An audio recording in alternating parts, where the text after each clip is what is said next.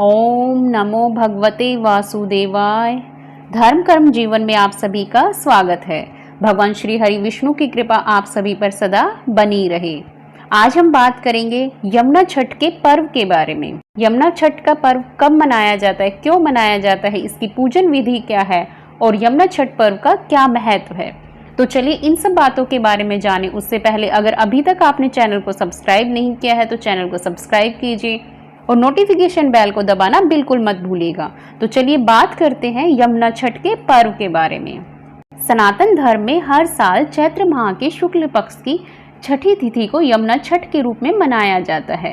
इस दिन को चैती छठ के नाम से भी जाना जाता है। मान्यता है कि इस दिन भगवान विष्णु जी की आज्ञा पर देवी यमुना धरती पर अवतरित हुई थी। साल में 2 बार छठ पूजन किया जाता है। चैत्र माह में आने वाली छठ को यमुना छठ कहा जाता है और कार्तिक माह की छठ को कार्तिकी छठ कहा जाता है। भारतीय संस्कृति में नदियों को बेहद पवित्र और पूजनीय माना गया है। यमुना नदी भी भारत की एक बहुत ही महत्वपूर्ण और पवित्र नदी है। शास्त्रों और पुराणों में भी यमुना नदी का उल्लेख आया है। यमुना छठ उत्तर भारत के कई शहरों में बड़े हर्षोल्लास के साथ मनाया जाता है।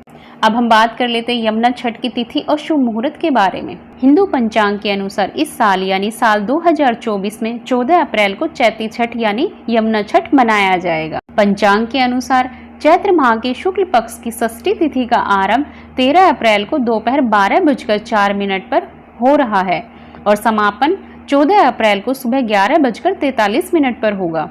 ऐसे में उदया तिथि के अनुसार 14 अप्रैल 2024 को यमुना छठ का पर्व मनाया जाएगा। हालांकि यमुना छठ का पर्व 4 दिनों तक चलने वाला पर्व है। इस दौरान 36 घंटे का निर्जला व्रत रखा जाता है। 12 अप्रैल 2024 शुक्रवार को नहाय खाए से शुरू हुआ यह पर्व 15 अप्रैल 2024 सोमवार को सूर्य अर्घ्य के साथ संपन्न होगा। छठ के दूसरे दिन यानी 13 अप्रैल 2024 को खरना था।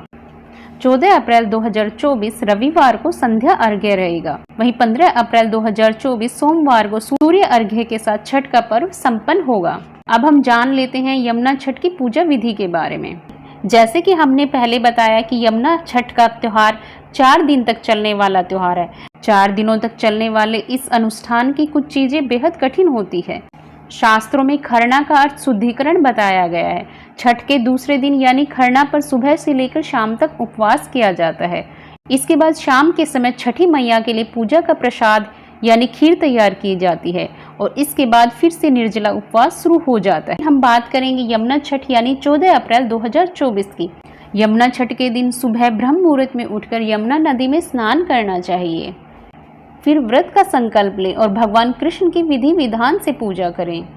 सायंकाल में पूजा करते समय यमुना अष्टक का पाठ करें। इसके बाद यमुना माँ की आरती उतारें और भोग लगाएं। इस दिन क्षमता अनुसार अन्न धन का दान करना बहुत ही शुभ माना गया है। तो यह थी यमुना छठ की पूजा विधि के बारे में जानकारी। अब हम बात कर लेते हैं यमुना छठ के धार्मिक महत्व के बारे में। धार्मिक मान्यता है कि चैत्र माह की षष्ठी तिथि को भगवान श्री हरि के उपदेश पर यमुना देवी धरती पर प्रकट हुई थी। इसलिए इस दिन को यमुना छठ और यमुना जयंती के नाम से जाना जाता है।